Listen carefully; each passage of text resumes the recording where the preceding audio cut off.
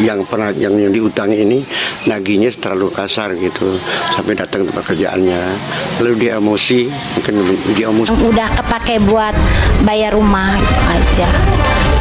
Rumah saya semua persetujuan kakaknya, persetujuan orang tua, bahkan persetujuan Agus dan istri. Karena Pak, saya menolong Agus jauh sebelum dapat yang namanya uang. Belum. Iya. Dan netizen belum mengikuti cerita yang itu. Belum. Mereka startnya pada saat dari yayasan aja kan? Iya. Kan? Saya Bu sebenarnya pada saat lagi nolong Agus itu saya sendiri pun lagi kena musibah. Kakak saya lagi meninggal. Baru meninggal sebulan. Nyusul ibu saya meninggal. Ibu saya baru 15 hari saya dihajar si Agus, si Bagus. Coba gimana mental kita saya? Saya lagi berduka, saya harus ngurus Agus, usaha juga saya lagi gonjang-ganjing. Itu luar biasa buat saya. Itu betul bonus saya muda. Setiap apa mesti kalian yang terpilih untuk menghadapi situasi itu rahasia Allah. Itu makanya iya. Luar biasa. Saya itu pas Agus keluar dari rumah sakit Cipto, bisa dibilang 24 jam kita nggak tidur. Tanya Elmi. Depresi luar biasa. Udah kita lagi dihajar Agus, depresi luar biasa. Kita dihajar uang gituan, kita aduh. Iya. Mental saya makanya kenapa? Jadi masalah ini jadi membangun mental saya lebih kuat. Sabar saya lebih sabar. Itu sebenarnya saya lagi berduka Bu, bener-bener berduka. Siapa sih yang nggak berduka kehilangan orang yang kita sayangi? Surga kita, doa kita. Ini adalah persidangan yang paling keji yang kita alami, di mana pihak donatur memberi kuasa kepada pengacara-pengacara yang dulu adalah pengacara daripada yayasan, yang mereka mengundur ditunjuk untuk menjadi pengacara donatur, mulai dari sumbangan 6.000, 12.000, memberi kuasa 500 orang. Dan mereka juga menyetujui agar dana 1,3 miliar sudah habis di bagian NTT. Hari ini masih terjadi persidangan. Saya minta segera lu cabut, karena bagaimana orang menggugat turut terlibatnya dalam menteri sosial. Agus Salim, yayasan juga sama dia. Padahal dia dulu adalah pengacara yayasan. Boleh nggak itu pengacara mantan ini tiba-tiba menggugat itu aja udah kelihatan. Nah itu saya pertanyakan. Dan mereka setuju dan menerima laporan menyatakan itu sudah benar.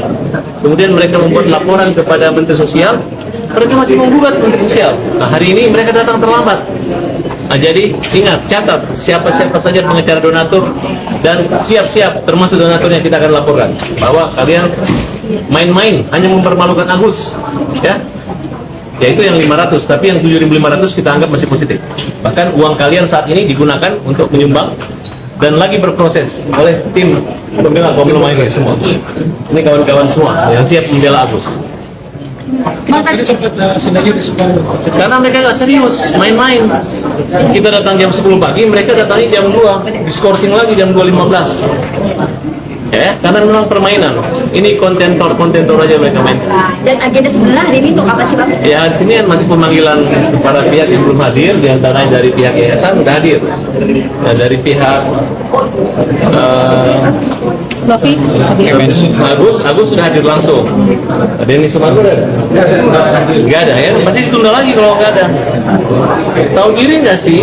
Hei Denny Sumargo, hei Pablo, ya, hei Gary. Uangnya udah habis di kalian habisin, ngapain lagi buat Agus? Lu mau bikin malu Agus, mau merusak Agus, ya? Coba masyarakat nilai, uang udah habis bagi-bagikan, kita masih digugat sama dia, meminta kembali lagi berapa? 1,3 miliar. Nah, artinya berarti emang abang menginginkannya itu harus dicabut ya bang? Ini adalah satu kejahatan peradilan, terutama melawan orang buta. Orang buta harusnya dituntun, ini dijadikan tontonan sama mereka. Semangat Pak Rizal, semoga sukses terus. Jujur saya bosan dengan orang ini nih, Agus Salim, Agus sedih banget apa pokoknya namanya ini. Begini Gus, ketika masalahmu masih seputaran ya kamu sama siapa itu yang ini masih oke lah, itu sensasi untuk kamu nyari tenar atau apalah terserah. Tapi ketika kamu dan pengacaramu yang tolol itu mulai nyenggol-nyenggol NTT, saya rasa kalian itu udah melewati batas sih. Karena gini Gus, kamu juga udah nggak butuh uang itu sebenarnya. Kenapa? Ketika kamu didonasikan uang itu, harusnya kamu pakai langsung untuk berobat. Tapi ternyata kamu nggak pakai itu untuk berobat, malah kamu pakai untuk keperluan lain, dan kamu pakai BPJS untuk perawatan matamu. Itu yang menurut artikel-artikel yang beredar, dan ada banyak orang yang ngomong seperti itu. Dan ketika uang ini mau dialihkan ke bencana alam NTT, kamu sama pengacaramu yang tolol itu ribut-ribut. Terus uang ini untuk apa lagi kalau misalnya kamu dapat? Untuk bagi-bagi pengacaramu itu. Suruh pengacaramu ke sini, saya tampar dia. Tertekan, pencemaran nama baiknya, sehingga dia di tempat tinggalnya itu banyak yang menghujat, jadi merasa tertekan. Jadi perlindungan perempuan di sini, saya seandainya sampai dia itu tertekan, depresi atau apa, kami akan merencanakan mengadukan ke Komnas HAM perempuan ya, karena saudara Eun ini sudah merasa tertekan ya, terpojok. Dari orang sekitar, maksudnya tuh dari Perba secara langsung atau gimana? Tetangga mungkin tetangga kan tadi sempat jadi langsung ada ke rumahnya gitu. Mungkin ingat ya kata-kata yang disampaikan oleh tetangga itu persisnya seperti apa? Sedikit aja Kak. Maksudnya ada dari tetangga ya, mungkin kan? ada tetangga yang bisik-bisik omongin di belakang, terus nyampe ke keluarga. Saya alhamdulillah enggak ya, karena mereka tahu inti niat baik saya. Dari awal saya belum terima donasi sama sekali, belum kenal Nopi, saya sudah bantu Agus, itu aja. Jadi mereka nggak ada masalah sih. Kalau tetangga saya, teman saya juga ya, kalau di luar sana saya justru yang mencibir itu yang nggak tahu itu, yang nggak tahu permasalahannya. Tapi kan yang tahu lingkungan saya, karena mereka rumah saya, semua persetujuan kakaknya, persetujuan orang tua, bahkan persetujuan Agus dan istri.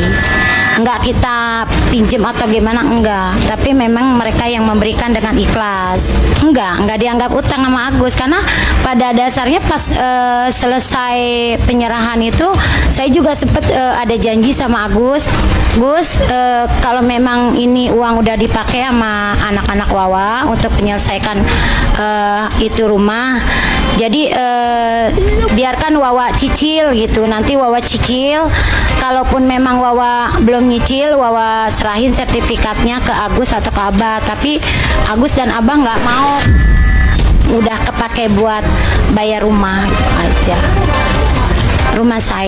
Kan sudah jelas kan bahwasannya uangnya itu digunakan untuk membayar ya kredit ya pinjaman terkait dengan rumah ya. Jadi kalau dibilang bahwasannya uangnya itu uang donasi itu tidak dipergunakan, itu jelas ya. Walaupun dia bilang itu bahwasannya si Agus ngasihnya secara ikhlas, tapi kan tentunya si Wawa ini kan pasti kan memberikan penjelasan keluhan-keluhannya, masalahnya itu bahwasannya rumahnya itu sudah mungkin sudah mau dilelang atau bagaimana kan gitu. Pasti dia mendengar, pasti kan cerita, dan pada akhirnya dengan rasa iba karena si Wawa ini pernah berjasa kepadanya seperti yang diceritakan itu, ya tentunya dikirim.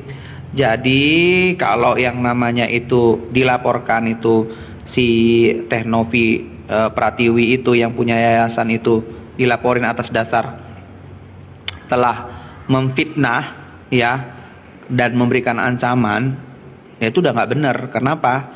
Karena ini ceritanya faktanya yang sebenarnya. Jadi makanya saya heran kenapa LP-nya itu diterima gitu ya.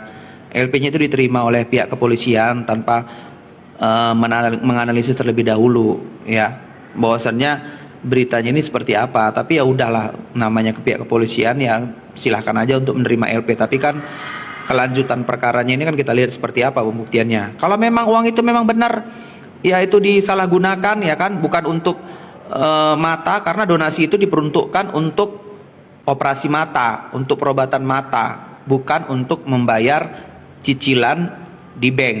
Ya, perlu dipahami, perlu digarisbawahi. Oke?